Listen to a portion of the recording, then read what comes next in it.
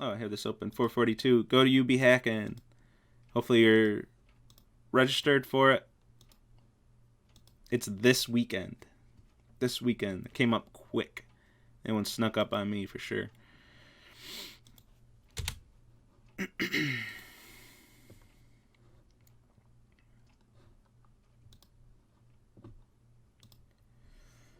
Oh, man, I want to get through that genetic algorithm explanation. I don't think I took a breath in the whole 20 minutes.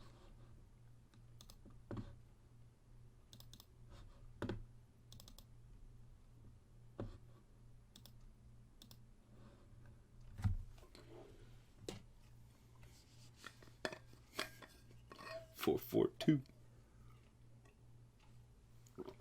I'll be judging. Yeah.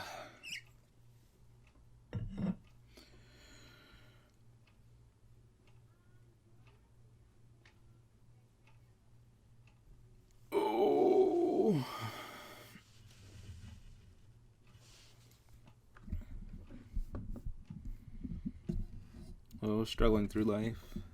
It's a big opportunity to waste. UB Hacking. It's a perfect excuse to build a side project for your resume. It's a big opportunity to just waste because you got stuff to do. But if you have the discipline to work on a project without it, you could still get it. You can still get a project on your resume. But I mean, if you can't even do it with something pushing you, I have questions for you. Oh, Mike, don't put that on the video. Cut that one out. I think we nailed Sprint 2. Awesome, Beefy Indian Kid. Let's talk about security again. All right, we're going to talk about 4 different types of security attacks, 4 different types of attacks, and then some ways to be able to handle these attacks and prevent against them. These first 3 are the big ones that we look for in your projects. If you're vulnerable to any of these 3, in my opinion, you should just fail the class. And I meant to look up the rubric. Let's look at it together. I believe it's only 1 line in the rubric. I think you should fail the class if you're not thinking about security. Yeah, installation and security. Or private data stored on the server in an insecure manner. Yeah, that's a 0 and 1 row. I think you should fail, but even I wouldn't go that far in this class. I think you deserve to fail, but I would never actually enforce that in this class. Partly because I think no one would do a web app then. I think you'd all just do desktop apps, so you wouldn't have to worry about security so much. But in 312, when everybody's doing web apps, I think I will do that next semester. You're vulnerable to security, it's a 0 for whatever you submitted, and possibly an F in the class. Anyway, these are the 3 big ones that we'll look for. These and handling passwords. If you're handling your own passwords and you're not salt and hashing them. If you do have an authentication system, for 442, what most groups do is just defer to like Google and say log in with your Google account. And then they don't have to worry about it. I don't even think we have a lecture on it anymore. I'm always happy to talk about it, but I don't think we have a lecture on it anymore. But if you're handling your own passwords, for this class, just don't. But if you really want to, make sure you know what hashing and salting are. So let's talk about these. In buffer overflows, the only reason I don't mention that in the 3 is because you're probably using a language where this isn't a vulnerability. You probably have you're probably using a language that checks the boundaries of an array. But we'll talk about that when we get there. This is a huge problem for internet security, especially when things are written in languages like C and C++ that don't check your boundaries for you. It just opens up all kinds of attack vectors. So let's talk about these and what they are. And we should have some fun. Security is always a fun topic. At least I enjoy it. What security should we look for in desktop apps? That is a good question. I mean, in the world of desktop apps, there's really not much to worry about. But if there is any communication with a server, which you're probably not doing, I would assume, then you would have to worry about it. And if there's any sensitive information at all that you're handling, making sure that that can't escape the user's machine. But really, there's not much you got to worry about with the non-networked desktop app. There's really not much, because everything's in control on the user's machine. And for security, you can assume that if your user's machine is stolen, that all of their security is compromised. Like, it's fine if your app has that feature. Any web app is going to have that feature because anybody can read the cookies and compromise a lot of stuff if they physically steal a device. So that's really the only thing you got to worry about with desktop apps. So I'd say not really anything. Bcrypt for life, yes. Yeah, if you are handling your own passwords, get familiar with that Bcrypt library. The library is awesome, and it exists in like every language. Cross-site request forgery. Let's do it.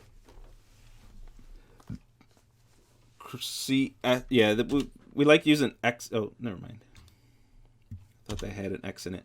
We like using X's for cross. XSRF. You might see it as well. We like using X for cross. Just the way it is. So let's talk about same site requests so we can talk about what cross-site requests are. So a same site is when you get you request HTML, you get the HTML for a page, and then inside that HTML you get like JavaScript and CSS and maybe some other HTML. I don't know how you got it set up. Make more requests. Those are same site requests. It maybe you request the JavaScript for that page, and then the JavaScript makes an AJAX call to the same server, to your server. Those are all same site requests because you're requesting more content from the same server where you made the initial contact. You got the HTTP from a server, and then you're making subsequent requests to the same server where you got that initial HTTP, that initial request from. This is same site requests. You keep making requests to the same server. Cross-site requests are exactly the opposite. You get something, some HTTP or HTML from a page, and that includes a request for another server, another domain name. In this context, another domain name makes a request to that domain name. That is a cross-site request because you're requesting content from a site that is not from the same domain as the page that the user is currently visiting. So this is very common on the internet. You go to a page, if you've embedded like an image on your page that you're not hosting yourself. You do image src equals, and then you dump an HTTP URL. In that, you're creating a cross-site request. That's a common use for cross-site requests.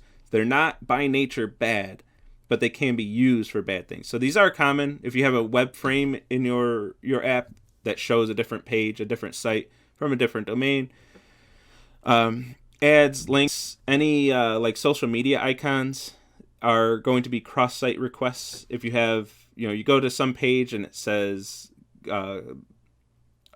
and has a button that says like us on Facebook or share on Twitter or whatever, those are going to be cross-site requests. Then of course ads, those are by nature cross-site. So let's take a look at what we mean by this. If we have same site requests, say you go to Facebook, you load a page from Facebook, and then that makes another request to Facebook's server, same site requests. You go to Google or any page served by Google, and that makes a request to a Google server, same site request. And when you make these requests, you're sending your cookies along with these requests. So any cookies that Facebook has set, any cookies that Google has set, you're sending those cookies along with those requests. When we have a cross-site request, you're at some page that's not Google or Facebook, and it has cross-site requests on it. You're making those requests to Google or Facebook and sending your cookies along with those requests. So with Google, that page might have ads on it. For Facebook, it might have a like button, like us on Facebook or whatever. These are cross-site requests, and they're sending your cookies is the key part that we want to focus on for this one. So the browser knows if this is a cross-site request. The browser requested the initial page, loaded that page, and it can detect that this request is not for the same server that served the initial request. So the browser knows this, and there are ways to tell the browser. You can say, hey, browser, don't allow cross-site requests for this, and the browser can detect that and then enforce that. Is a kind of a side note, but the browser does know, but the server does not. The server cannot tell if a request was a cross-site request or not. Remember, HTTP is stateless, so the way that we're simulating state is by cookies. So if we get a request, our server receives a request, it has the cookies, we're going to look up those cookies, make sure they're valid, and if it's a valid request, we're going to send a legit response to them. So maybe this is something like sending a request to like a specific post. If that request comes with the appropriate cookies, we're going to register that as a like, or maybe more maliciously comment on a post. If it's got all the right data, the right information, we're going to accept that comment. It's going to go through, because we don't know that was not coming from our submit comment button on the front end. All the front end can be completely dismantled and destroyed. We don't know that the user actually clicked that button. All we can do is verify the HTTP request and verify it in isolation. We can't say, was this request made by the same person who made this request for the HTML? We can't do that. It's not what HTTP is prepared or set up to do. We can only check the cookies because this is stateless. So this is one of the implications of why do I care if HTTP is stateless or not? This is one of the big reasons why, because you can't check if a request was cross-site or not. So to check, we're going to check the cookies. The cookies are legit. We're going to treat it as a legit request. If you don't, you're probably limiting legitimate users and denying them by whatever checks you have in place. You're probably tripping up some legit users as well. So this is why we can have cross-site request forgery. So we have some page, any site, anywhere on the internet, and in that site we have some code that's going to, well, I guess not technically code right here, HTML, but we have something that's going to make a request to Facebook.com. So whenever somebody loads this site, it's going to load this image. The source for this image isn't actually an image, but it's going to make some request to Facebook.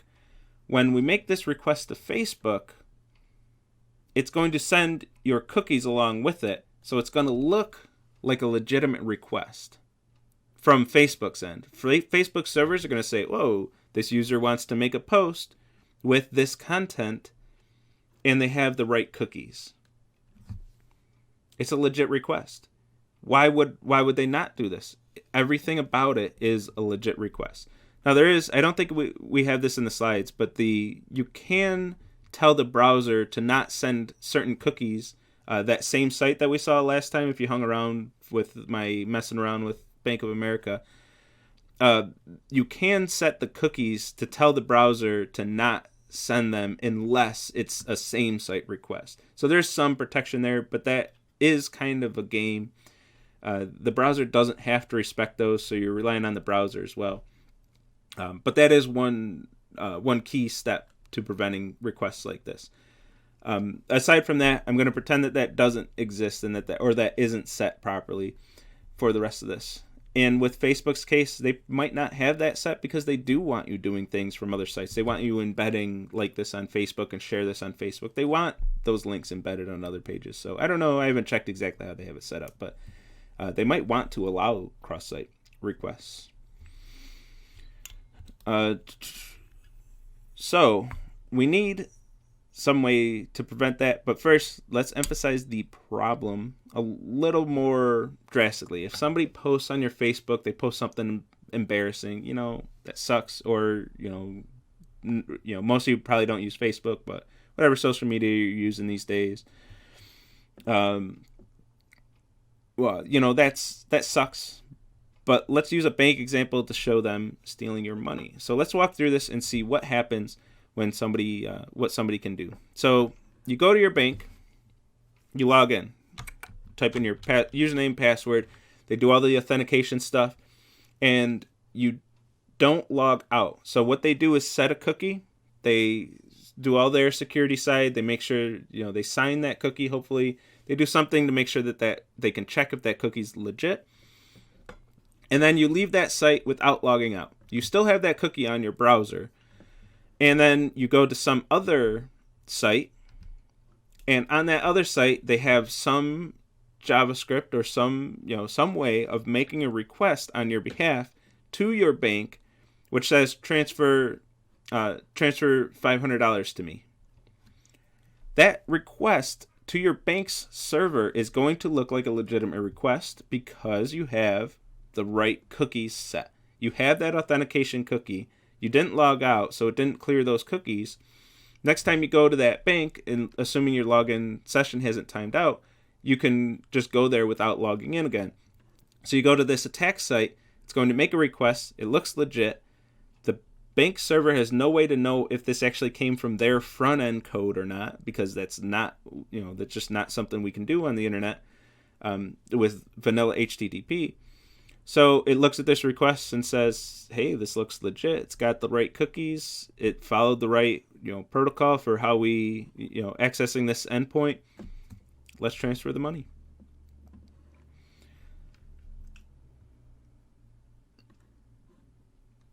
And this doesn't require, this doesn't require any action on the user. You click a link, an attack link. This code's going to run. I mean, if they're, any type of competent attacker, this code's going to run without you having to take any action. It's just going to run immediately as soon as the page loads. And all of a sudden, you lose $500 every time you load that page. Obviously, something that you don't want to happen as a user, as a developer. You better be protected against stuff like this. You better be, or else, you're asking for trouble. And we can do this without any action. Usually you would have the front end have a button click required, but you can do this with JavaScript. Even if you do have a form for it, you can simulate submitting that form through JavaScript, or you don't even have to have the form. Just through JavaScript, you can send the post requests directly, and not have any code in the HTML, any trace of this at all. You would only have any trace of it in your JavaScript. So you include the JavaScript runs on load, creates a post request, an AJAX post request, fires it off to your bank, and you lose money. Yeah, dink memes. Yeah, so you might be going to a site, look at all these memes, funny, but there's a really shady link, and all of a sudden they get $500 of your dollars. So the trick is to get people to click these links. You've seen these links before, I'm sure. If your email actually displays the HTML, displays email as HTML, and people can send images in your email, all you have to do is open that email, and you're done. Like, it's over for you. All you have to do is click that email. So this is where they try to get you to click anything. Most of us are privy to this, and we're not going to click shady stuff. In our email, all our spam filters and everything are going to take care of a lot of that. So this has a very low chance of working, but if you send out 1 million emails, it only needs like a 0.000 whatever, I lost track of my zeros, but a 1 in a million chance of working, and you got someone. You got one person to click, you got an attack, you empty their bank account, whatever you want to do, and it can be a successful attack. So to prevent this, we can set the same site for the cookie as I mentioned, but that does create a little bit of a game. There are ways to get around that. So one of the better ways is to set a CSRF token in any requests, in any forms that you send the user. So, the refer. The refer is not a great way of doing this. So each HTTP request can come with a refer, which is the domain of the site making that request. But those can be spoofed. That's a game. You're gonna lose. It's not gonna be nice for you. If you're checking the refer on the server side, you're wrong. You're exposed. That check doesn't do anything for you because those can be spoofed very, very easily. So what we want to do is create these CSRF tokens. So each time you visit a page, you get a secret random token on the page load. This is sometimes embedded inside the HTML itself. So if you have a form, there's a hidden field in that form with this token embedded into it that you can go to the source code, you can see it, but there's nothing you can really do with that. The big point is that these tokens are sent from the initial request of the page. So on the attack site is not going to have this token. So they can spoof the rest of the request, but they're not going to have a valid token. And when you get a request, you take the value of the token that's sent with it and look at the database and make sure that this is a token that you sent out or that you sent out recently. Make sure this token was sent in one of the initial page loads, that the server randomly generated this token, added it to the database, look up that database and say, is this a token that's like less than half an hour old? They'll be randomly generated with very high entropy so that nobody can just guess one of these tokens. And then you can be reasonably assured that this request was accompanied by a page load of the actual page. And you can use that to say that, okay, this was from the same origin. And you can even associate that token with a specific user. So the attack site can't, simulate a page load, get a token, and then attach that token to some other user, because that token's going to be associated with the user that made the request. So there's stuff you can do with these that prevents this cross-site request forgery attack quite well. It's really, to get around this, I mean, maybe it's a little bit of a game, but this is really the standard these days, is sending these cross-site request forgery tokens. These can even be set in the cookies themselves, and have a short-term cookie. Would that work? Yeah, that would work. And have a short-term cookie that is only sent, on the next request maybe. But that cookie would not be set if your user is visiting an attack site. There's no way to guarantee that cookie was set unless they just came from that site. There's some things you got to be mindful of. But these secret tokens are, the de facto prevention for cross-site request forgeries. Would the NoScript extension help with this? I mean, if you have the NoScript extension, you can't really use the internet that much. There's so much without JavaScript at all. Assuming that just completely disables JavaScript. Maybe that does something else that I'm just not aware of. But if that just disables JavaScript, that's going to prevent most attacks. Maybe not all of them. If you put it in as the source of an image, it's still not going to prevent those attacks. But the downside is you can't really use most of your favorite sites without JavaScript. JavaScript is pretty fundamental to the internet. But if you're paranoid, turning off JavaScript can help.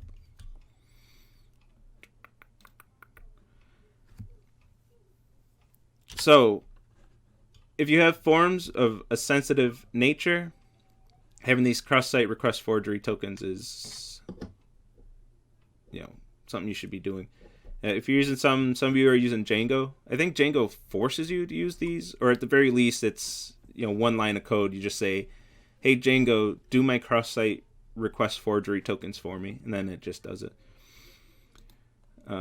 For other frameworks, you have to do something to add those for you. But I think that's built into most frameworks, so that it's not too much work to generate and verify those. All right, cross-site scripting. This, instead of attacking data, you're going to attack by giving code.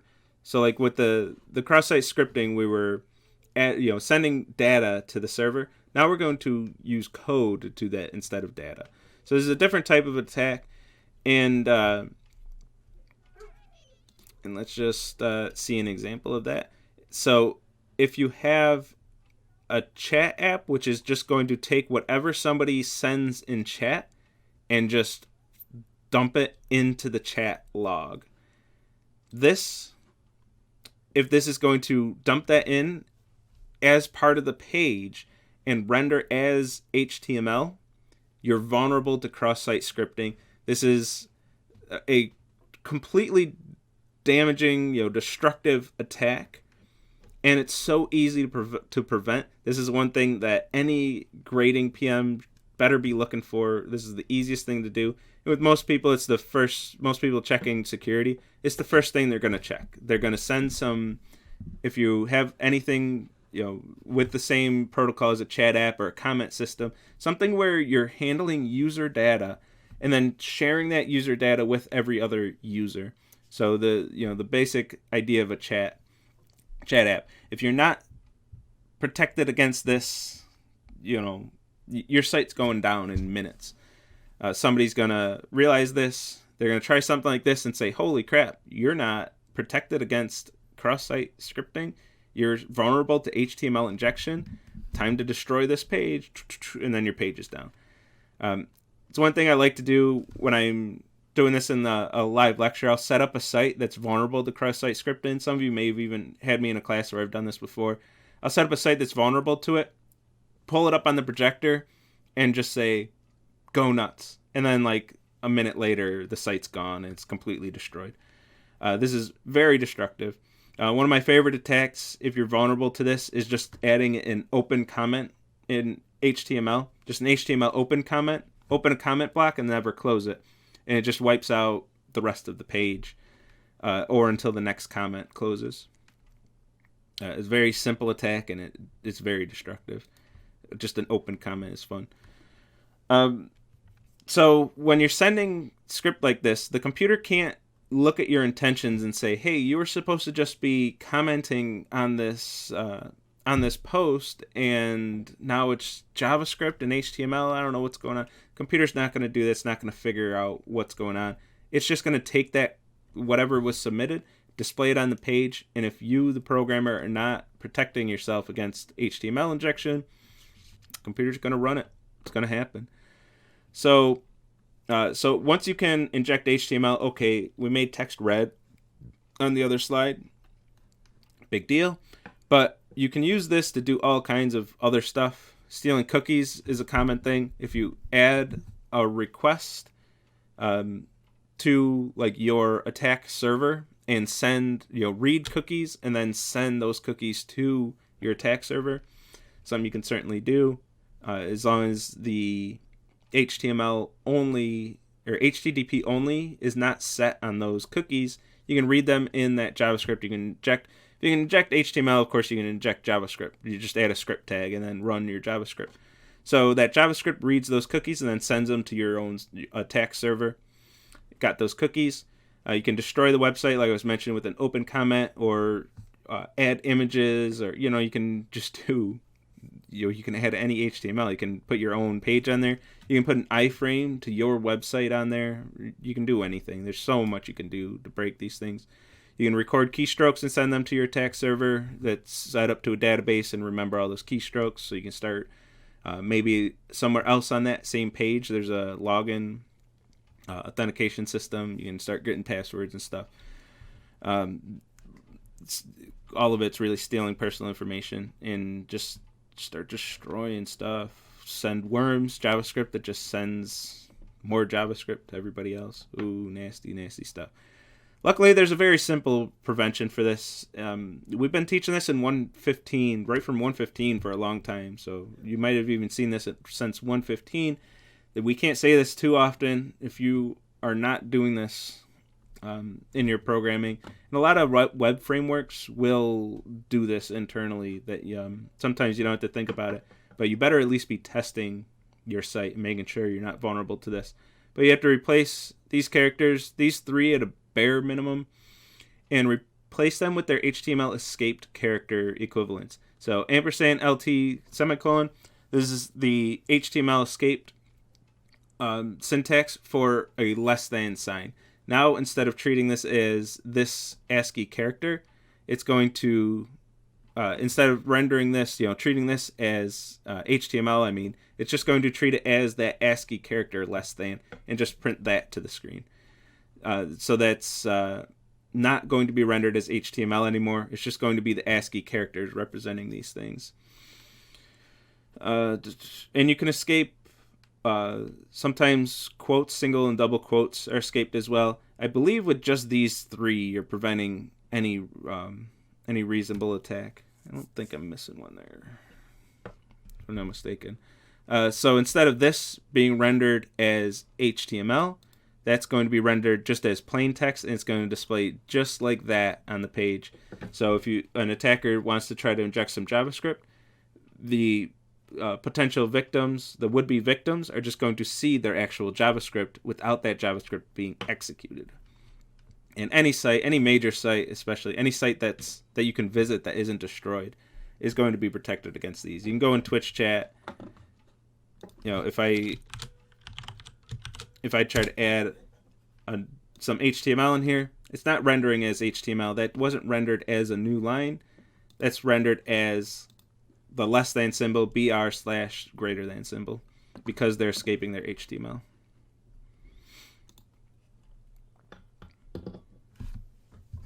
If Twitch were not escaping, that would have just showed up as a blank line.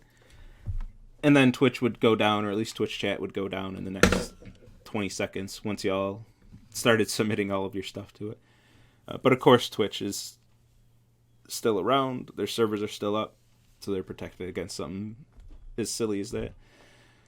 And there are tons of libraries. You could escape these characters yourself. I wouldn't, and I don't.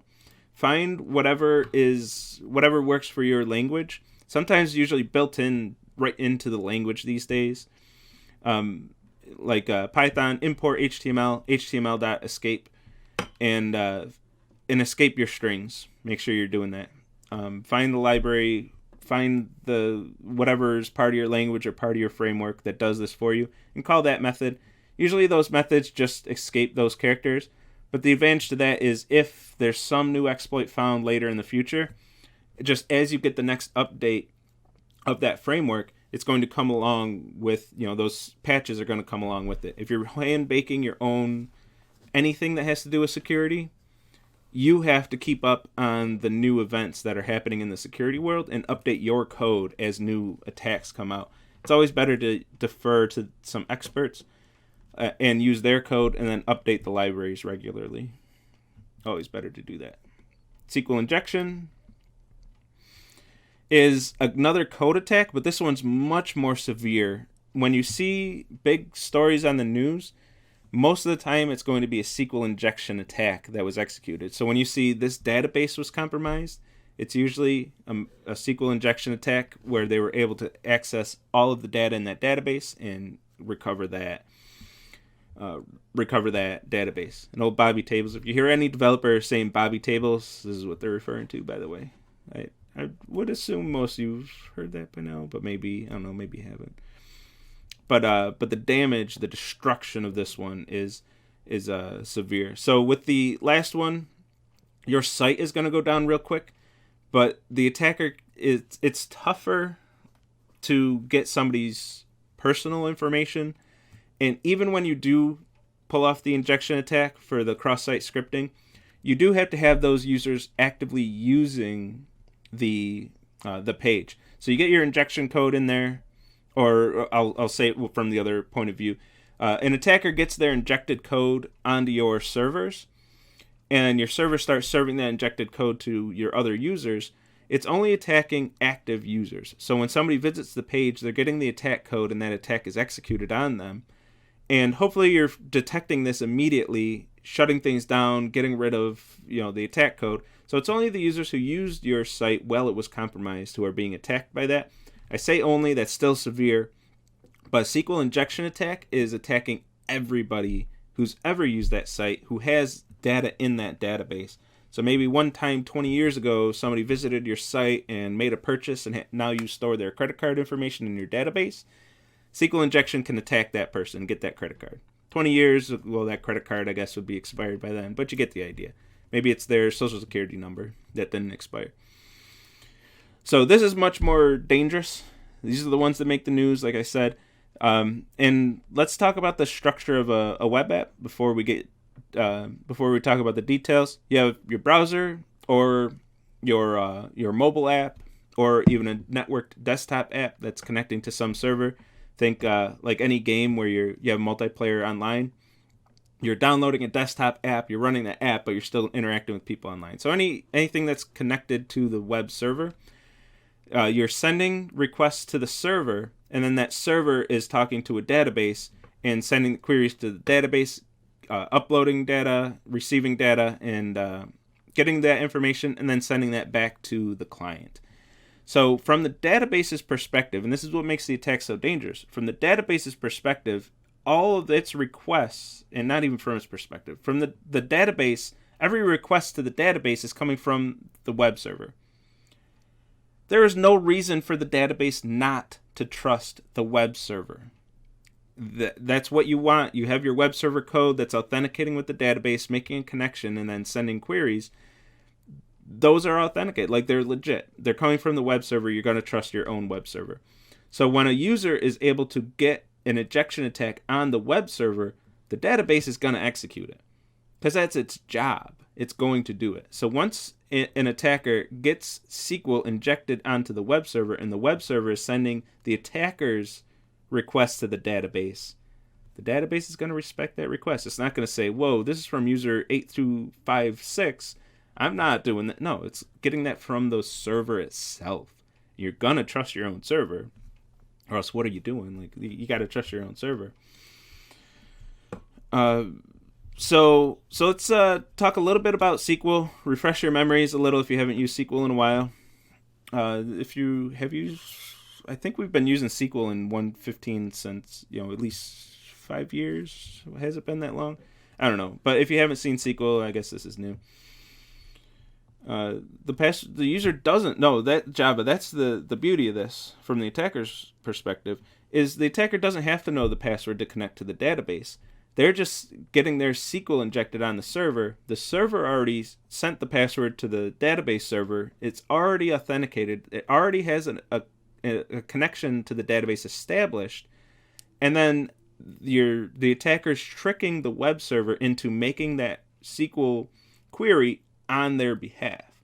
So the query is coming from the web server that's already authenticated. The attacker doesn't have to worry about the database password at all.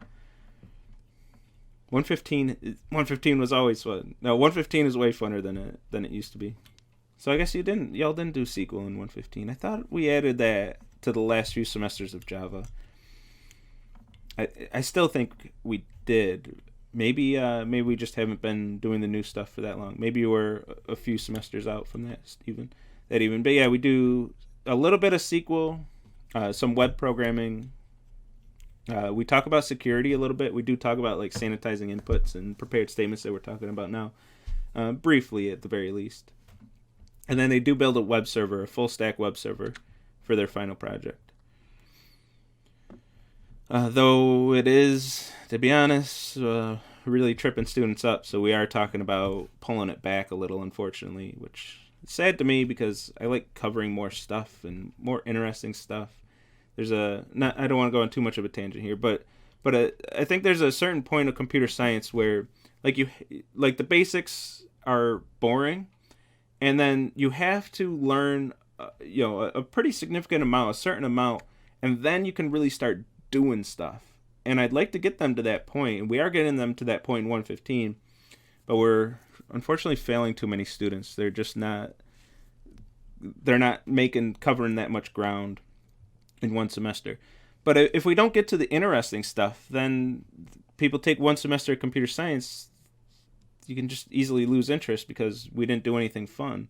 We didn't show them what they can actually do with it. We just said, here's a loop, ain't that cool? Here's a function, ain't that cool?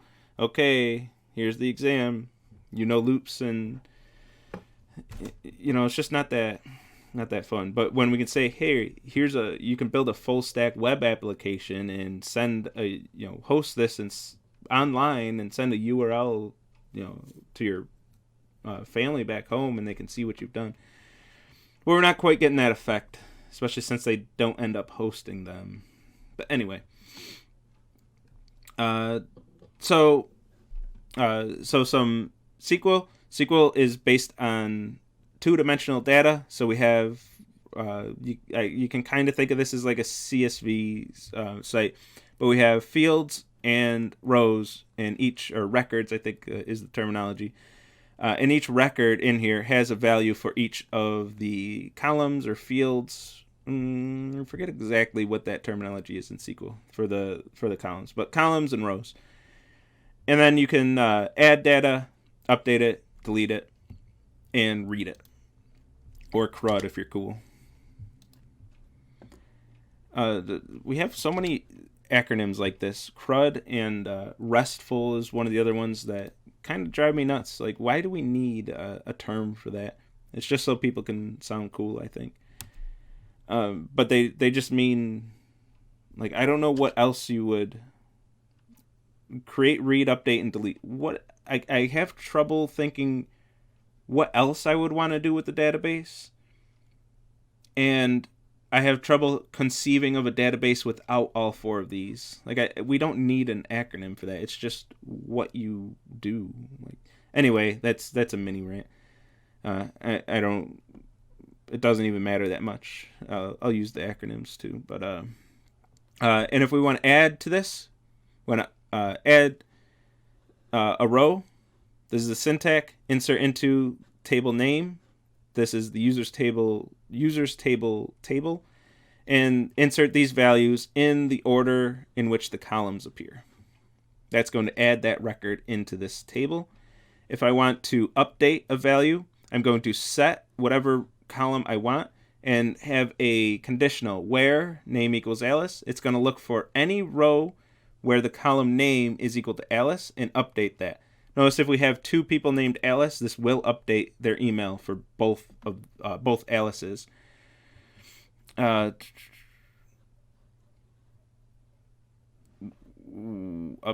set age. Wouldn't that set the age of everybody to 43? Might be the point of that last one. And delete. If you want to remove something, you can have a clause where, or just delete the entire table. Have set without where. I didn't think it was. That's where I'm getting a little tripped up. I thought you had to have a where clause on the set. So I don't know if this would set everybody's age to 43, if it would be the same as saying where 1 equals 1. The same with delete from. Is that the same as saying where 1 equals 1, or effectively where true? I thought you had to have the where clause, but apparently I'm mistaken on that. To be honest, I haven't used SQL in a long time. I've been a MongoDB fanboy recently. So I'm a little fuzzy on the intricacies on what's exactly required. And then for comments, single line, we have -- for a single line comment, and code blocks like in most languages for code blocks. Comment blocks in most languages with a /*. So, say we have this set up. We have a login screen where you enter your ID and password. That goes to the web server where we have a SQL query, and that goes to the database to look up that query. So we're going to select read information, ID, name, and salary from the credential database where the employee ID is EID, which was provided by the user, and password equals the password that's provided by the user, and then return the results of that query to the user. So if the employee ID and password are correct, you're going to return that ID, name, and salary of that user. So, what if somebody is getting smart and says, well, if I know this is how your code is set up, which, by the way, never set up your SQL code like this, and we'll get there to prepared statements, which hopefully you've seen before at some point. But if not, today's your lucky day. You're going to get to see prepared statements for the first time. So if if they know your query is set up like this, or even if they don't, they can try to guess and just submit a whole bunch of requests and see what sticks. If they set their EID to something that's not actually an EID, but in fact SQL syntax, valid SQL code, well, now we can do some malicious stuff. So now our query is going to read if the EID equals X or 1 equals 1, which is just evaluates to true, and then comment out the rest of the line. Now the query in the comment out that the password part of the line.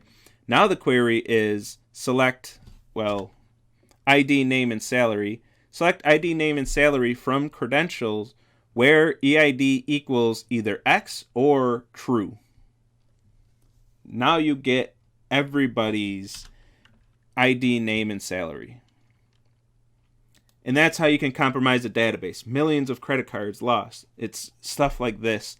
More, presumably more sophisticated than this. I hope every legitimate site every big site is using prepared statements, as we're about to see. But the attackers can get more sophisticated and play the game, as it were. So if this is your user ID, your EID, and your server is treating that as SQL, as part of their SQL statement, so you're just strictly concatenating strings and then sending that concatenated string to the database server, you are vulnerable. You are vulnerable to nasty, nasty stuff.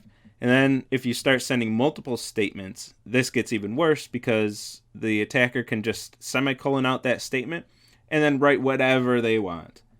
Anything they want. Delete from credential, all of it. Or drop table students from the Bobby Tables comic. Drop table credentials. That table's deleted. Gone. And then your server's probably going to end up returning some 500 errors after that. So never ever do this. Oh yeah, and one more example. So if we send a query where we want to update somebody's value, we can do where my nickname equals whatever my nickname is, update my salary. The company might not even find this for a while. I might be getting a few paychecks with some big numbers in them. Setting the nickname to whatever, and then where employee ID equals my employee ID.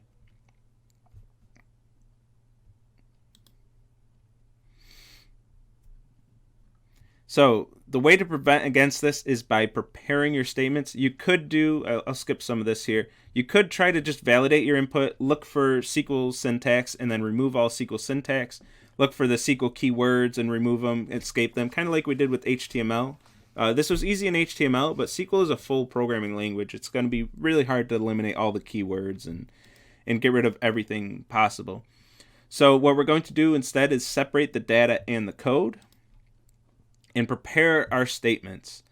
Don't try to filter, sanitize, or try to think of everything possible that they might throw at you. Don't make it a game. Prepare your statements, separate your data from the code. So we're going to prepare the statement with question marks. Once you see these question marks in your SQL queries, that means you're doing the right thing. This is pretty common syntax. I've always seen prepared statements with question marks. So maybe there's a library out there that doesn't do question marks, but this is how I've always seen it. Now, instead of concatenating the data directly into your statement, you're preparing your statement with placeholders for the data and then adding the data later. You're taking that statement and adding the values for the prepared statement afterwards. So now with the prepared statement, however your library that you're using, language that you're using does prepared statements, it's going to treat these three values as just strictly values. It will not interpret them as SQL code. It's going to take this as a literal value and just dump it right here. It's not going to treat it as SQL syntax. This is a must, an absolute must when you're connecting to your database. So when you're connecting to your SQL database, you have to prepare your statements.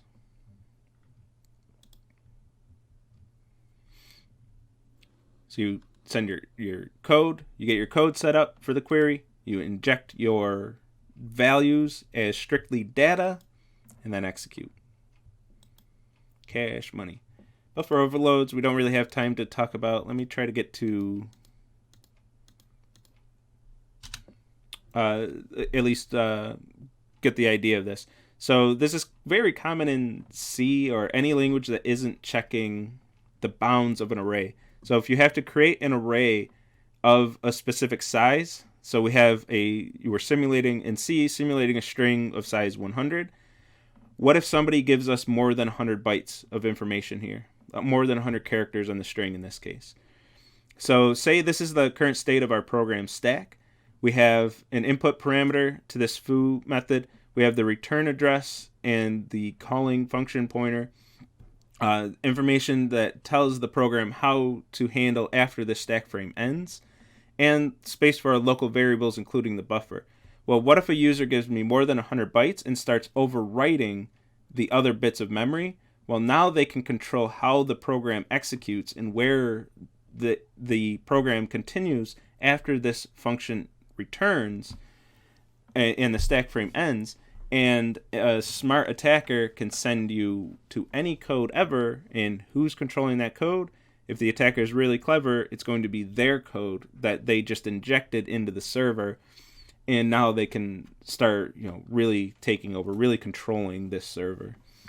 This happens when you have unchecked arrays, where, like in C, you have a null terminated string. Well, what if somebody sets that to a value that overwrites the null character? Now, when does your code stop reading? If it's checking for null and the null was overwritten by sending too much information to that array, what do you do? What happens? When do you stop reading? You might be sending a lot of information to somebody who shouldn't have access to it.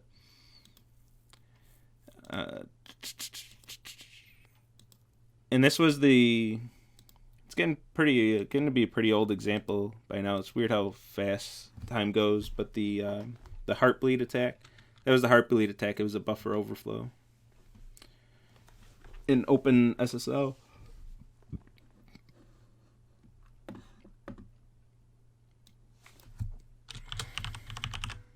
right, so I'll call that the end of lecture.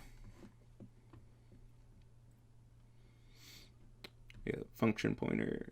Oh, frame pointer. I said function pointer, frame pointer. Those two values are saying where to, how to, after that stack frame ends and returns its value, where do we go back to executing code? Field autograder with a particular test? Java? Auto lab itself, or just some professor's grading script? It was just some professor's grading script. Yeah, they got to tighten it up. If it's auto lab itself, I'm more concerned.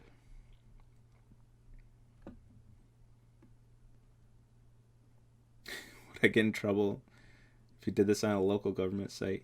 Hey, FBI, I have no affiliation with Obi-Wan Shinobi. Just so you know, we are not affiliated in any way, shape, or form. It was just a grading script? Okay, good. Yeah, if it was something internal to Autolab, I'd have to be a lot more concerned. Some prof's grading script, yeah, I mean, they got to tighten it up.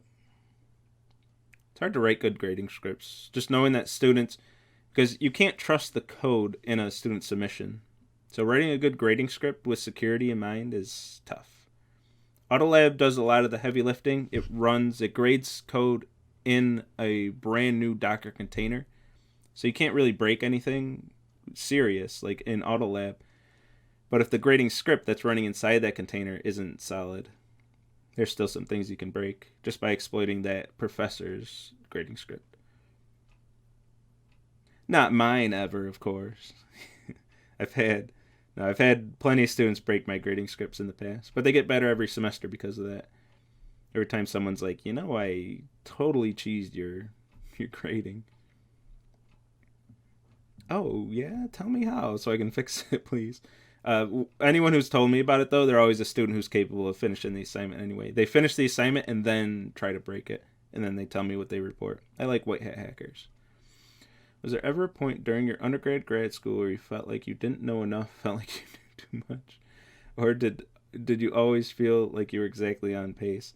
I don't know if I felt like I knew too much ever. Maybe in 115 I think I did, but just because I had programming experience coming in.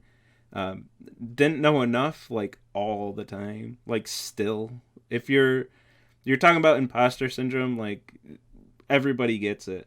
We all feel like we don't belong here. I still get it. I'm better at it now, better about it now, but it's a tough thing. You gotta plow through it. You're all perfectly good to be here. It's a tough field to be in. There's a lot of hard work, and you're going to feel overwhelmed often. That's just part of it. Hell, I felt this way on stream not too long ago when I was trying to deploy a freaking Django app on Heroku. I'm like, what am I even doing here? I can't even do like the tutorials like 3 lines long. I can't even follow this. I don't deserve to be here. What am I doing with my life? I hit it well on stream, I think at least, but I'm like, oh my goodness, I'm crashing and burning in front of my class. Which, for those of you who stuck around to the end, you found how that resolved. I did do it right, but I was pushing to the wrong repo, so I wasn't actually seeing my latest changes, unfortunately. But I did do it right.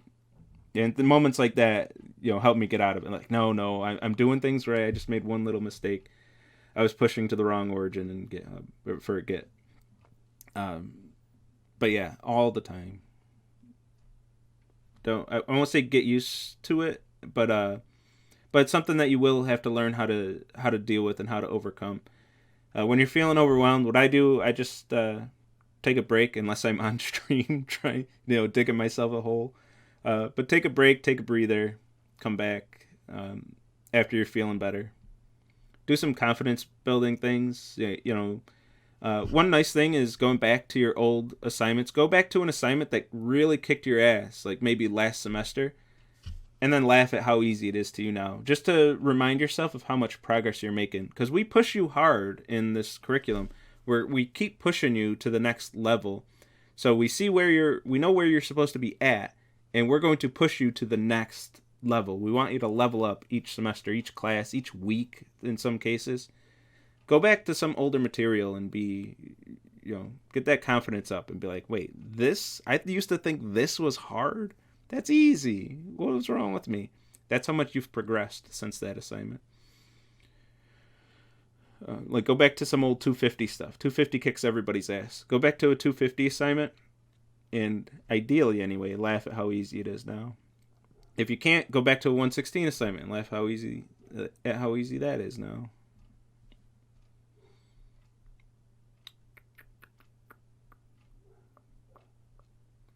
How do you get to know if someone breaks your script? Yeah, only if students tell me about it. I mean, I could look through all the submissions. I just don't have time to do that. But you can look through all the submissions and look for suspicious stuff. But students will tell me when they break it. Or, if they don't tell me, I guess there's probably some students who broke my scripts and I never found out about it. It's very possible.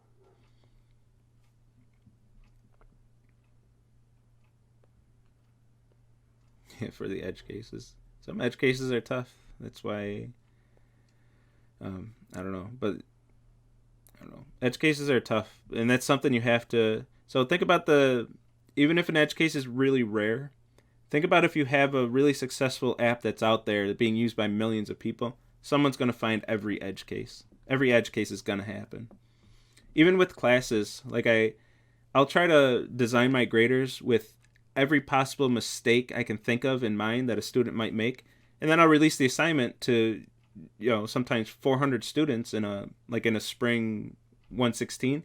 I release this thing to 400 students. They're gonna make every possible conceivable mistake, and they're gonna find the holes in my grader, like the ones that crash the grader or don't give proper feedback and things like that is common.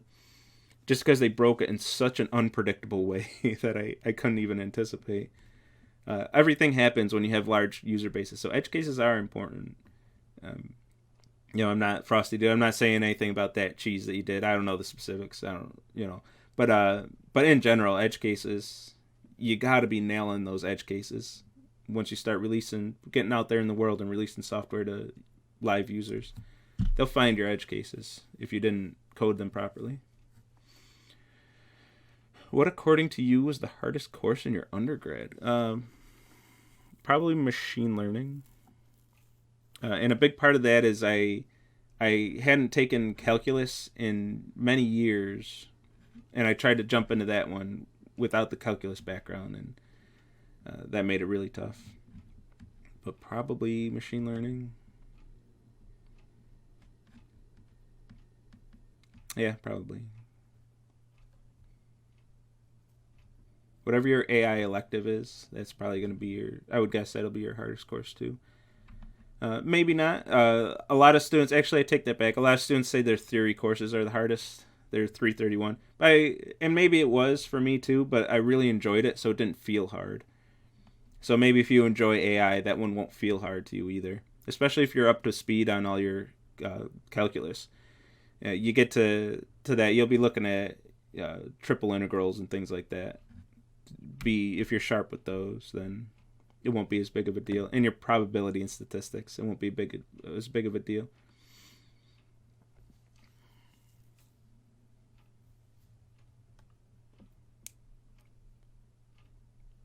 Live demos are bad. I like live demos, but they are bad. I like live demos because it's kind of a thrill. But just that things can go terribly wrong. I don't know. I enjoy it. Like when you go through the same slide deck for the 5th semester in a row, sometimes you just need something to liven things up and challenge, something that's challenging.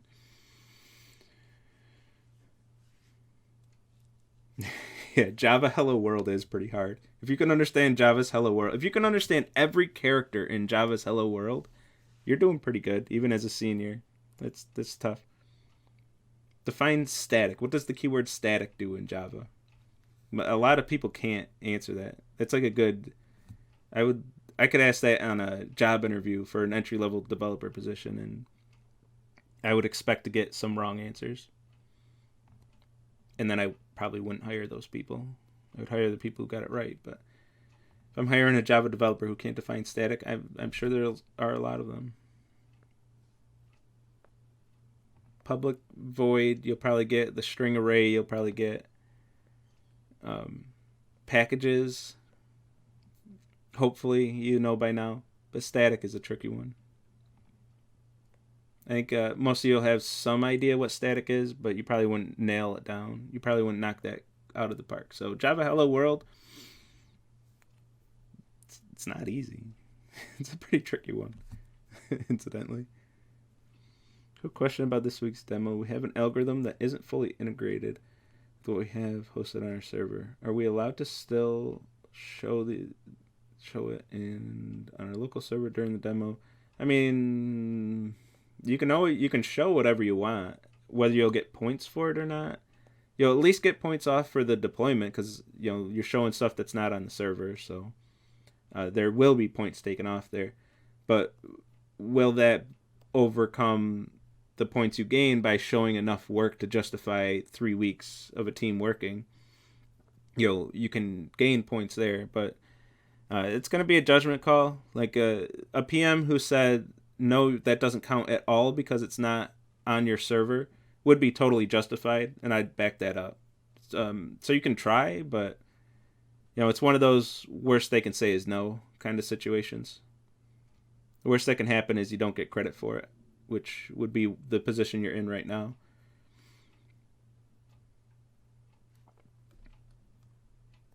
I will find edge cases. Yeah, so were you the... No, Frosty Dude Cheese did.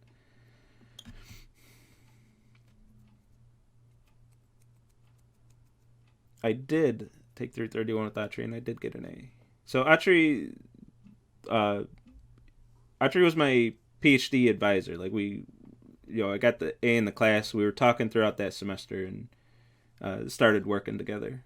So I would hope that I got an A in his class, or else he probably wouldn't have taken me as a student. I had to find someone else.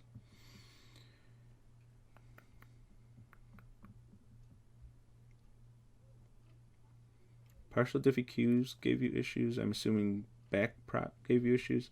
Yeah, back propagation is tricky. If you're not sharp on your math, back propagation is tricky, and I don't remember if we had PDEs in machine learning.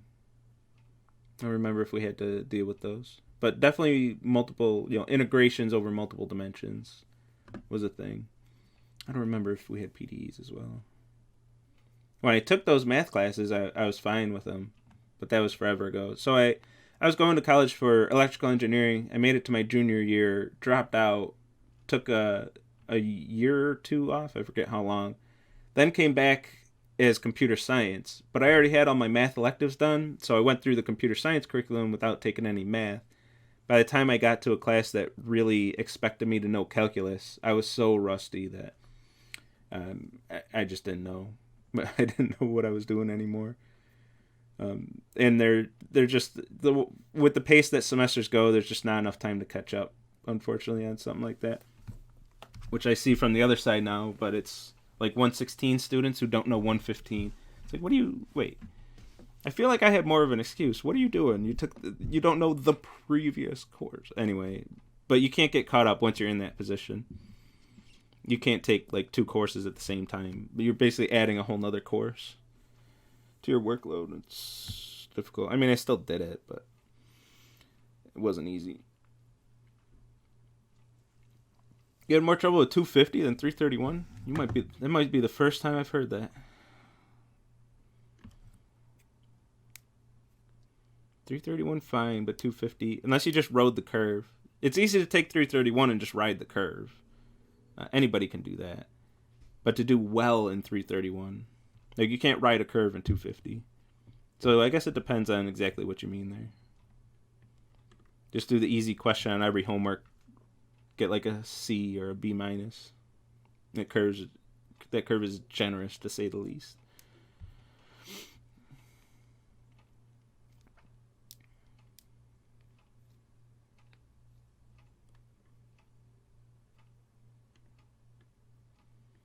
Tell me why main method has to be static. What if it's an instance method?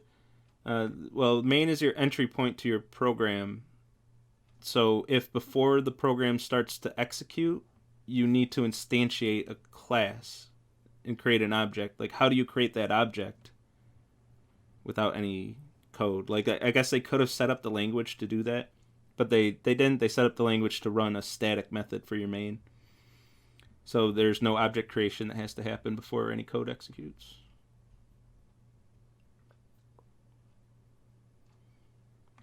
Static is unchangeable, right? Frosty Dude, that's exactly what I'm talking about. Like, I would expect, like, if I asked it in an interview, I'd expect something like that, like static is, you can't change it or whatever. Like, you're kind of right there, but to get the full definition of what exactly is static doing. Let's see if anybody gets it here. LOL of Java. Let's see if I even can remember, to be honest.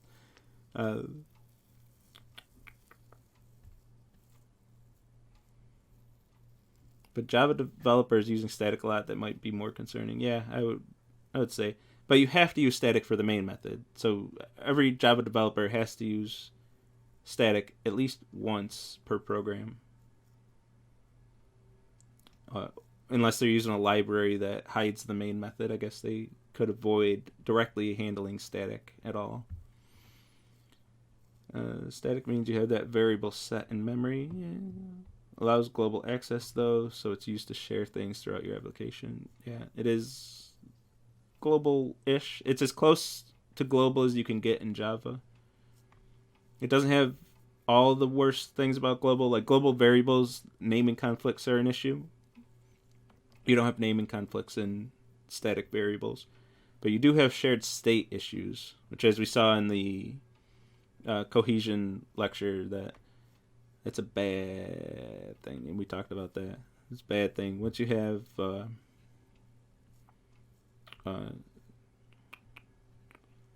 no, it wasn't the cohesion. It was the I don't know why I always blank on this word. I did this last time. I shouldn't have even said it. Coupling. That's terrible coupling. If they're coupled through shared state like that, it's just awful practice. So you don't want global variables. It's okay to have global constants to an extent,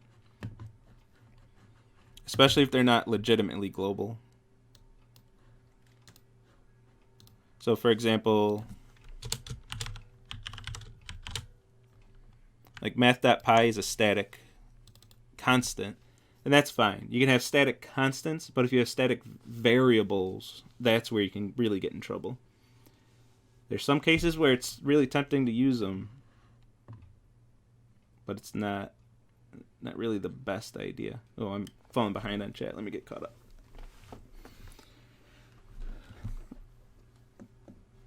COVID makes me want to take a gap year. Yeah, no kidding.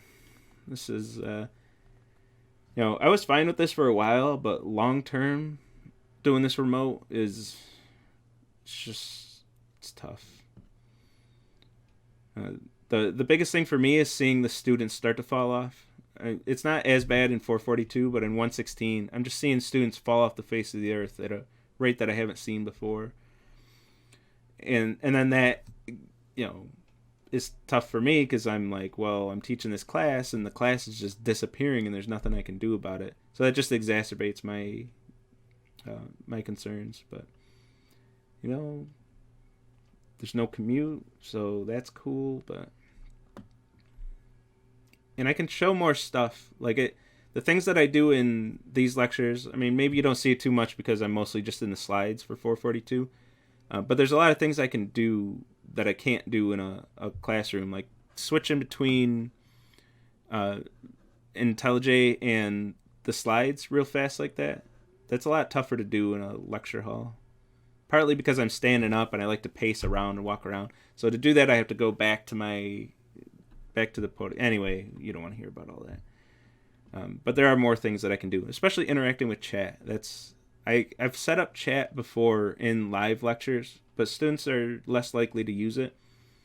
And my guess is that, everybody can see you typing and then see the message. It's pretty easy to link the two because it's the person who was just typing and you could hear their keyboard clacking and then enter, and then you see this message.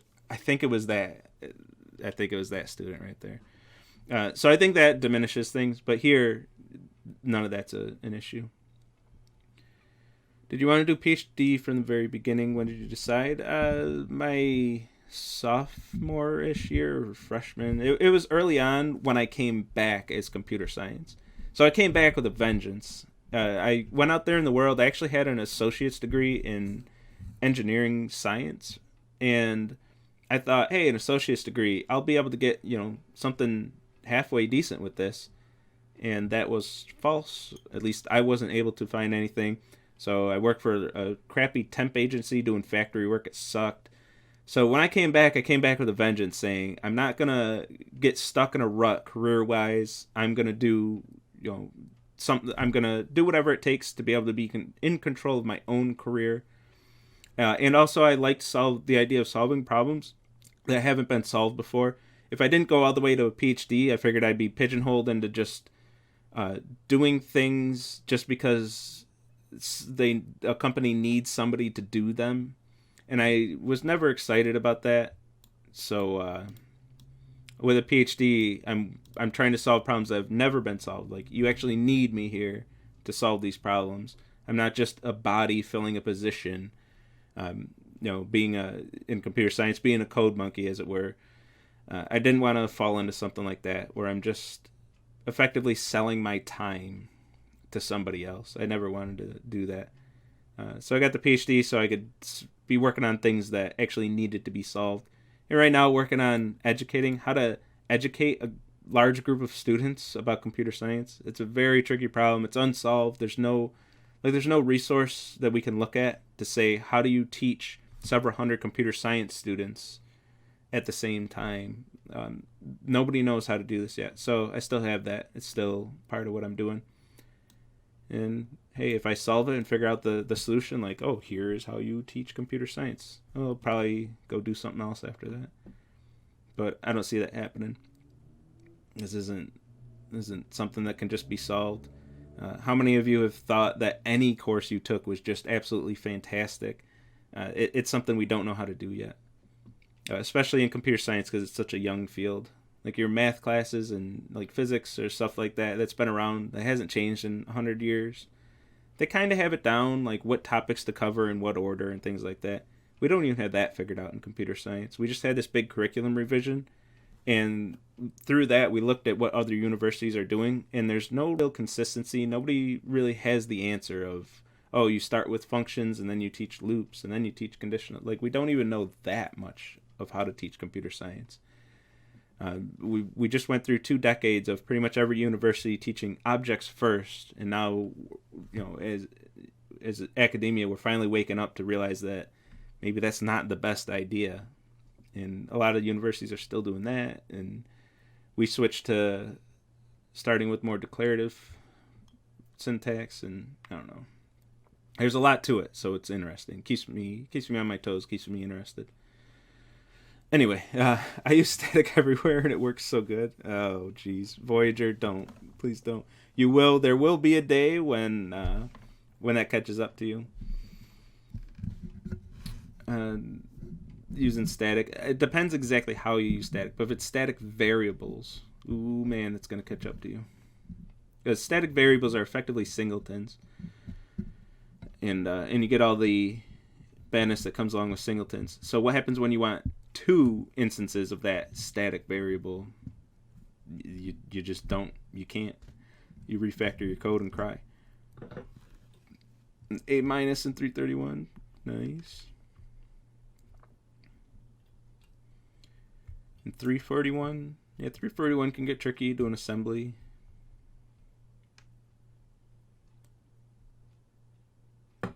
Yeah, exactly. A- and 331. I wasn't going to say it, but since Java did. A- and 331, I mean, the curve takes it down to the mid-70s. You don't have to do any of the hard problems. You just have to do the easy and medium questions on each assignment.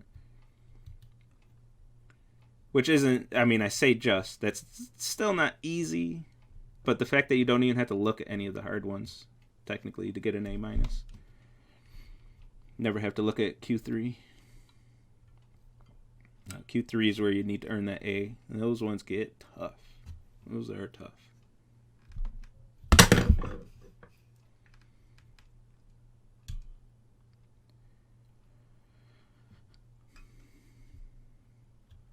Hey, Voyager, we're getting closer there. Static variables and methods are shared between all objects. That's most of it. So static means that belongs to the class and not the object. If it's not static, it belongs to each instance of the object. So it's kind of shared between all objects, but it's even further than that. It's shared across anywhere in your code base. Anywhere in your code, you can do math.py and access this constant. It's not just within each object of type math, which wouldn't even make sense, because math is actually a static class. Oh, no, it's not. Is there not? Is static class not a thing? I thought static class was a thing. Oh, right, that's how we do it in Java. Don't let anyone instantiate this. Private constructor, it's not overloaded. There is no accessible constructor, so you can't create a math class. It's a class that's only used for static variables and methods. So this is accessible anywhere in your code, anywhere you can import math. Math is just by default imported in Java. You can just say math dot whatever and access all these static. You don't have to say new math dot acos. Static. Everything in here is static. So they belong to the class, and then you never actually have an object of type math. So anything that wasn't static would belong to the object. Objects of that type that are created through that class.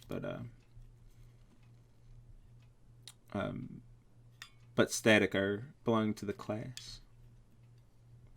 So the short answer is static belongs to the class, non-static belongs to the objects.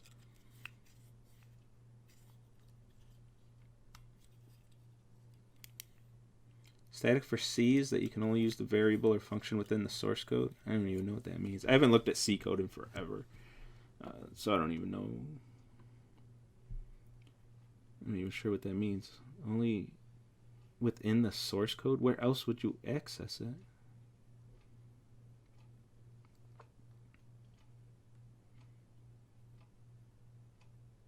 .241 is terrible. Oh man, I don't even remember what 241 and 341 were when I took them, much less what they are now. They've gone through some refactoring.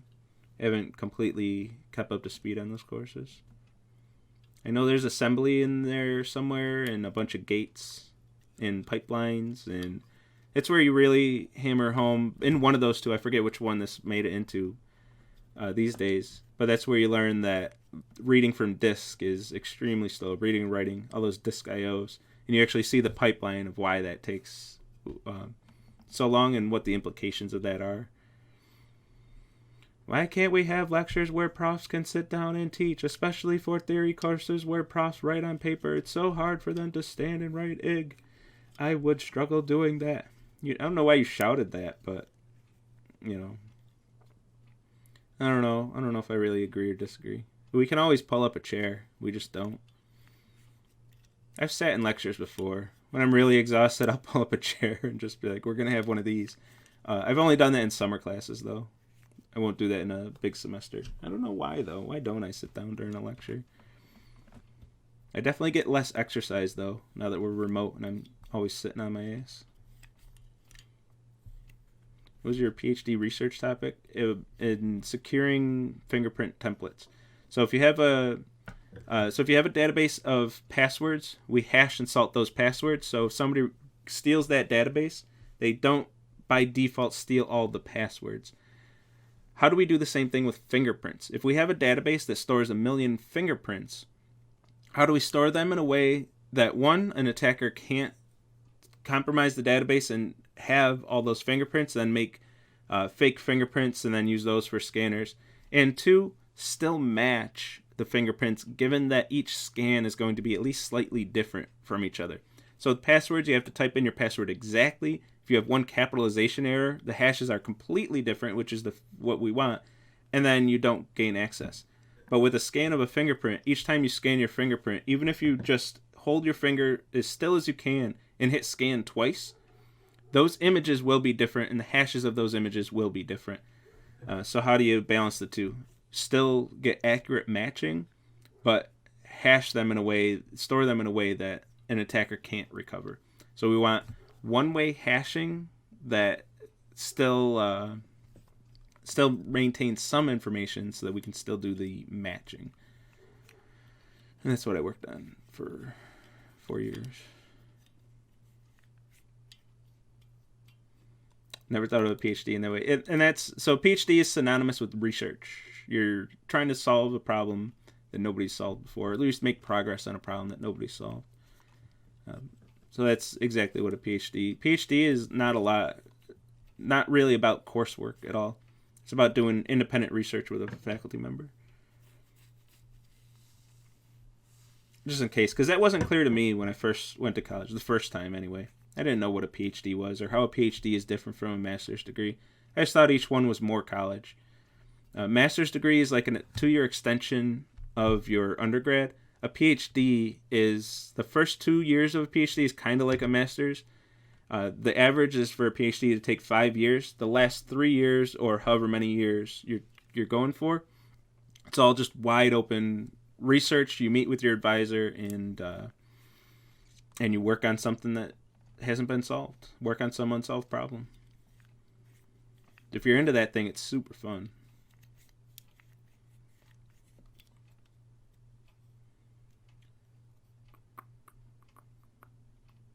Blanton's Embedded is 100% amazing class. Awesome. Hey, Blanton is awesome. Dr. Blanton. I think we're super blessed to have him around here. Teaching 321?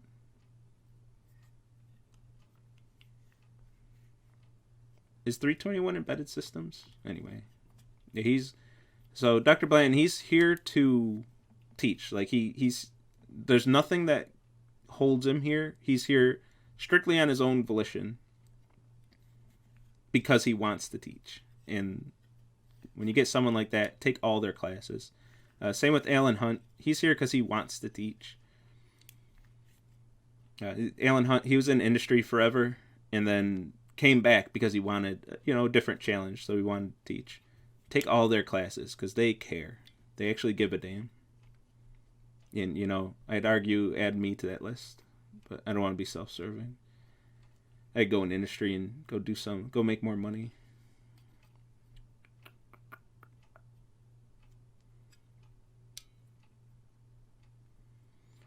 Yeah, if I figure it out, I'll pan it, yeah. No, I won't pan it. I'll share it with the world.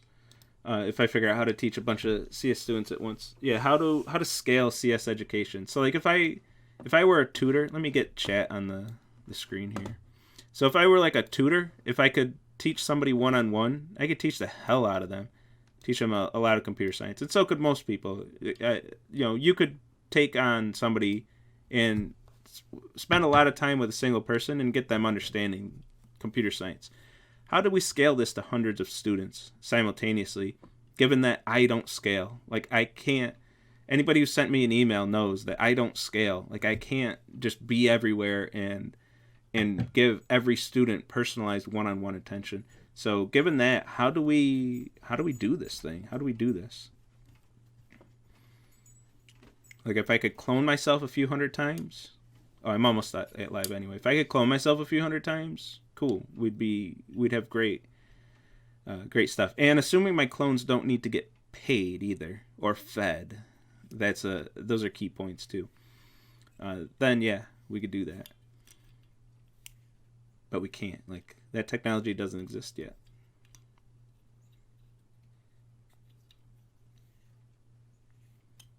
Oh.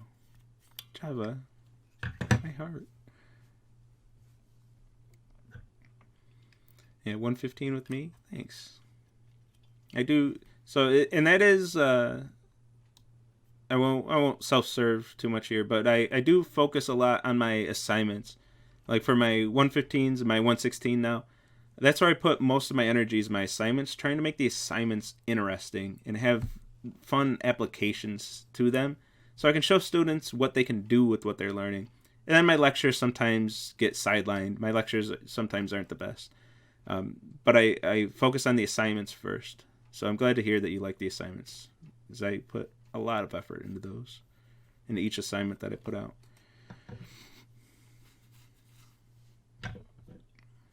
I should look back at my past assignments and revive some of them, turn them into 116 assignments again. So I've had a lot of assignments over the years that I ran once and then just didn't use again. And then this semester in 116, I'm reusing most of my assignments.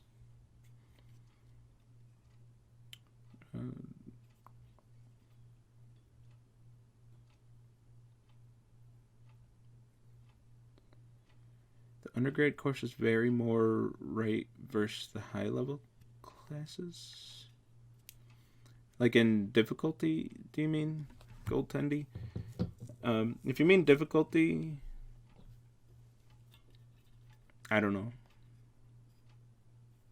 If like depends what undergrad courses you're talking about too. Like any 102 level undergrad course, like our 115, 116, 220, 250 pipeline, and I guess 191 and 331. That pipeline, it's pretty fixed on what that is. I mean, we make changes to it, but any change made to those courses, we discuss with each other and we really make sure that that's solid, because those are the courses that everybody's taking. If you're CS or CEN, you're taking those courses, most of those anyway. CEN isn't taking 331. But so many students have to take those. We see that as like the foundation. After you get out of 220, 250, we have to make sure that you're ready for what's coming up ahead. So we focus a lot of energy and effort on that. And then when it comes to the 300 and 400 level classes, especially if they're electives, you're going to get a lot more variance there, just because nobody's waiting in the next semester, the following semester, for students who know a certain amount of material. So it gives us a lot more flexibility in what we can do.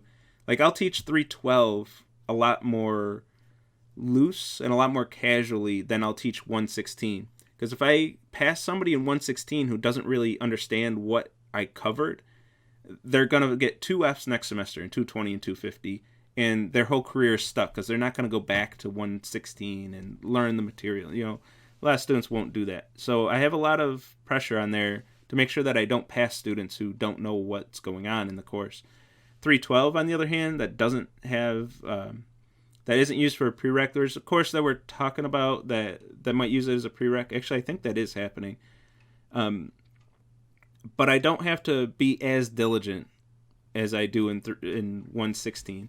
If I get halfway through a semester and we're running out of time, and I'm maybe getting behind or something, or the class is falling behind, I can cut a whole topic out of the semester. And I did that when I taught it last spring. There was a whole topic. I still covered it in lecture, but I canceled the homework associated with it because the class just wasn't ready for that. So I gave them a break. That's something I can't do in 116. So you will see a lot more of that kind of stuff, if that's what you're even getting at. But you will see a lot of that stuff for especially electives. But the core, what I consider the core is 115, 116, 220, 250.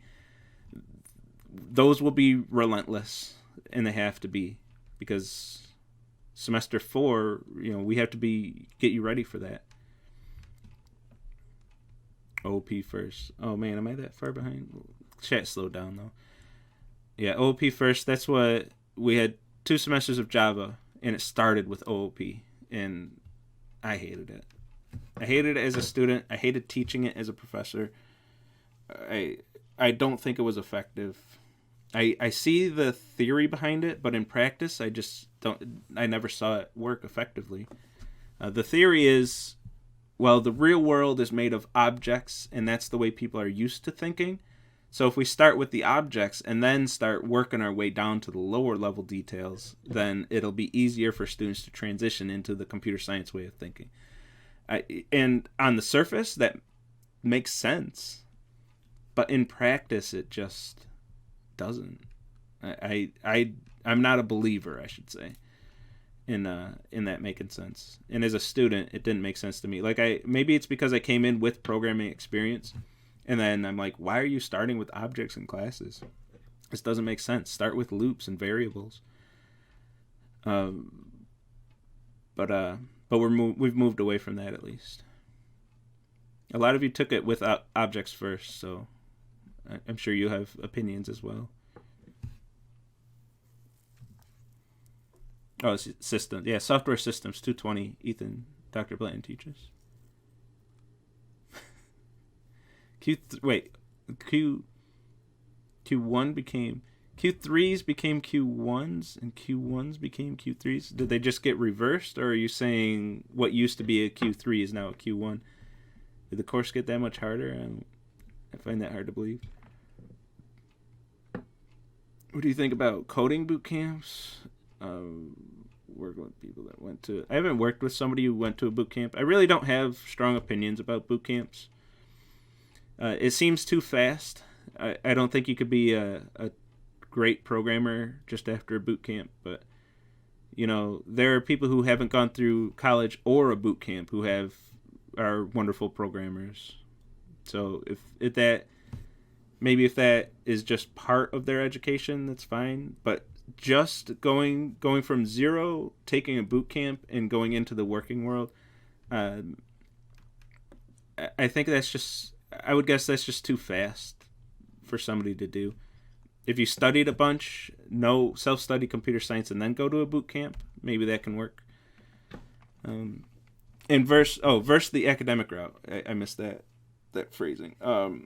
So besides boot camps, but just anybody who's self-taught or hasn't gone the academic route, so not boot camp specifically, the academic route is going to give you more of a foundation and I hear this echoed throughout industry, is people who are self-taught just don't have that deep understanding of what's going on, and that usually gets them into trouble at certain points when, like, they can code. You can self-teach and code and write code that works, but it might not work well. You might not be thinking about efficiency.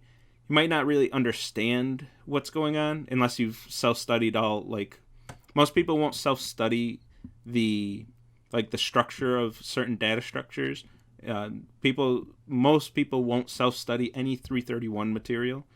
So when that material is missing and they're not thinking about, like, the runtime of their code, and they're, they just don't have that depth of understanding, which can get them in trouble later.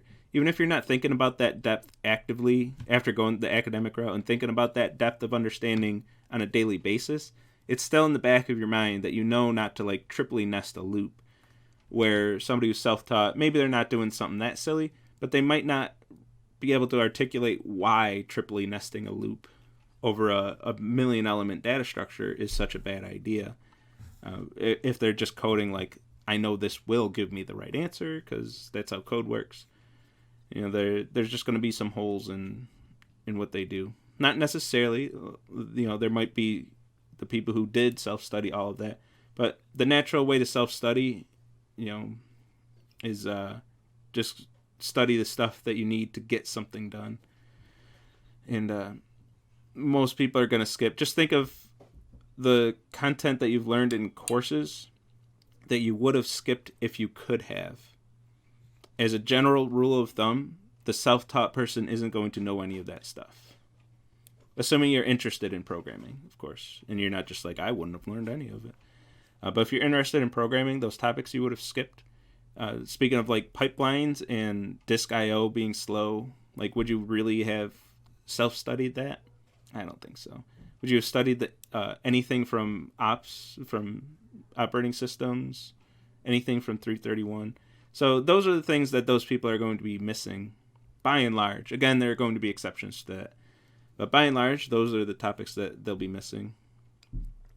And and a lot of time they might be able to get away with that, but when it does catch up to them, it'll probably catch up pretty hard.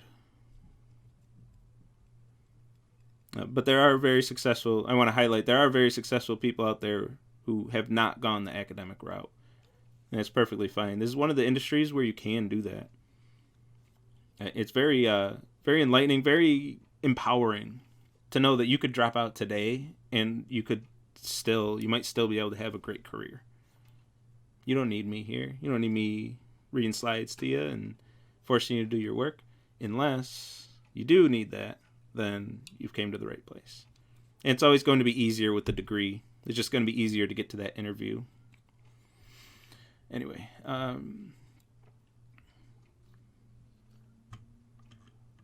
AI bots, shadow clone. I don't know what's going on here.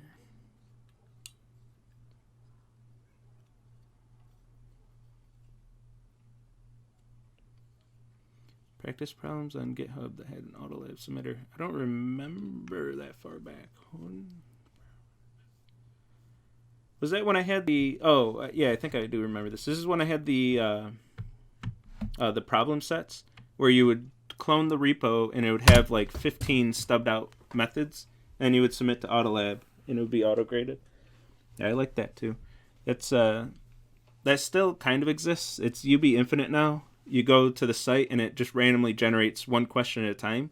And you code that question, click submit. So there's no like Autolab, there's no zipping the files or any of that stuff anymore. It gives you a question, you code it right there.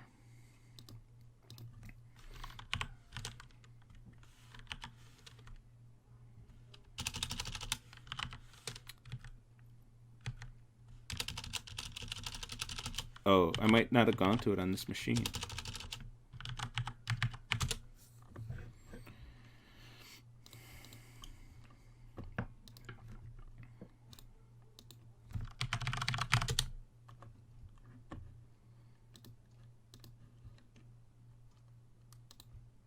So it'll give you a question, define a function named SumMath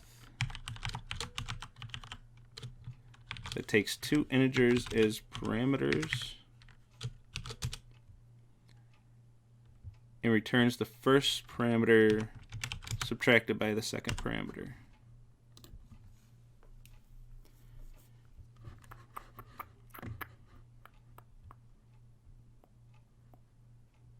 Where are we? OBS. So this is the new version of that idea is still there. You get a bunch of questions, and I got it wrong.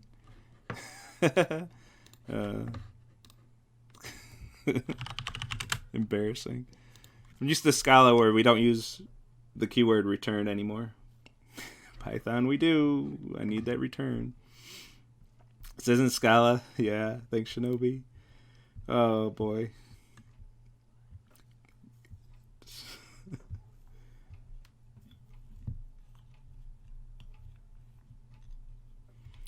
The most programming by looking at others' code and trying to understand that. I like that. Yeah, I tried to do more with lectures. It's kind of tough because I have a limited amount of time. I have 2.5 hours a week of lecture, but trying to find the balance between going to slides and explaining the concepts, and then going to code examples and showing code, and then also doing live coding where I get a problem and just show them the process of solving a problem. It's tough to get students reading other code. I think that is very helpful. I do that in labs now. I give them code and ask them to explain what it does. But I think I might want to lean more towards that end of the balance. I need to cover a lot of the concepts in slides. That has to be most of it, but I might add a little bit more code reading. I think there's a lot to the adage of you have to be able to read before you can write. But we usually just teach the concepts and then expect students to write code without having read code first. Like, that's not how we teach natural languages. We teach you to read first and then teach you how to write.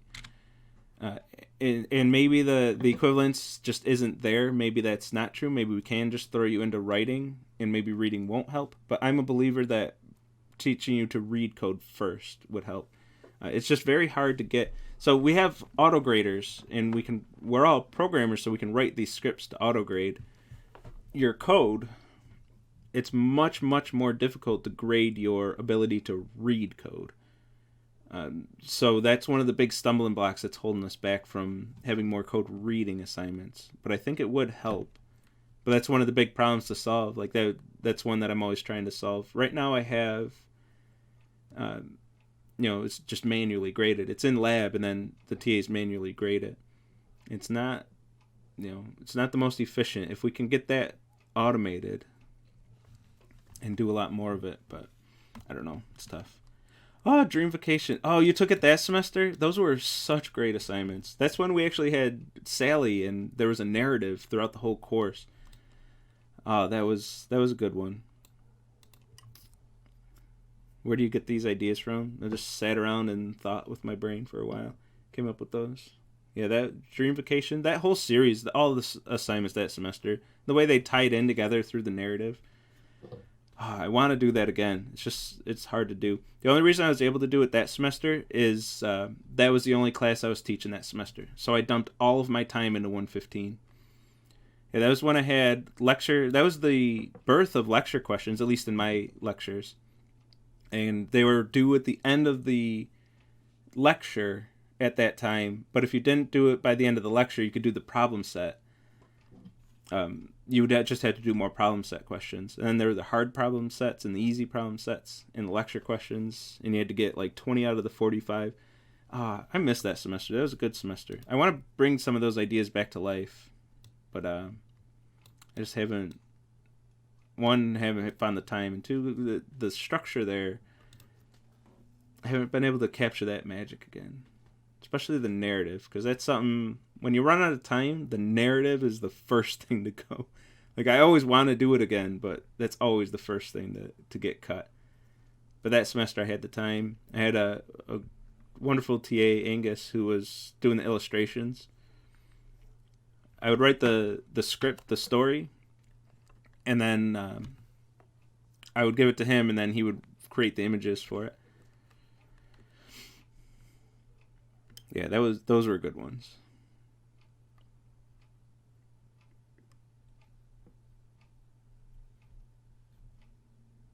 computers are not object-oriented. It's true. We pretend they are.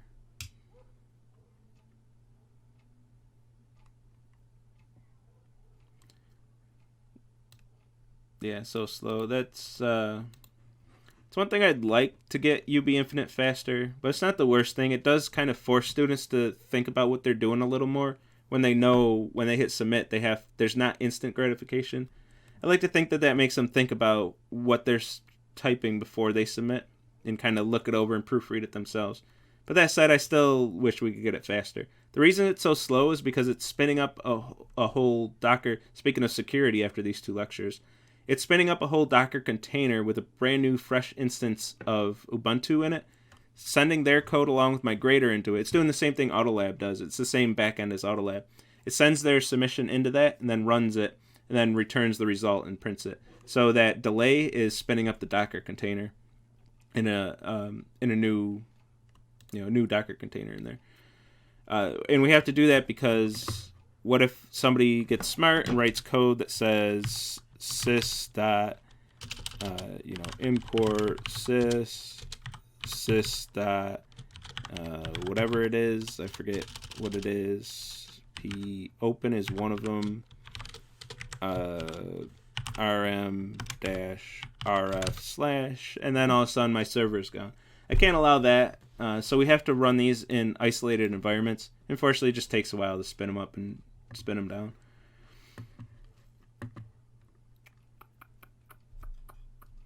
But it's not the worst. I don't think it's a deal breaker. I think it does force the students to think a bit more because they know they have that penalty. If they could just rip through these and just submit, and have it return within a second, I think there'd be more guess and check, which is one huge problem with the auto graders in general, is students like to just guess and check and avoid learning.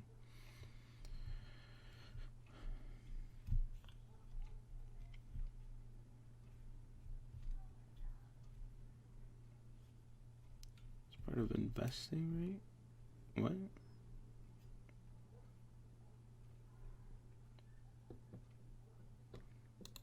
Yeah, I missed that. I should try to get back to that. Maybe next semester I'll rethink. We already are. Some of my TAs and I were rethinking the grading structure in 116. I like the grading structure we have now, but it has some flaws. I completely eliminated points, but it has some flaws. We might, I don't know. I like the flexibility is something I always want. I try to still do that. I have multiple homework assignments.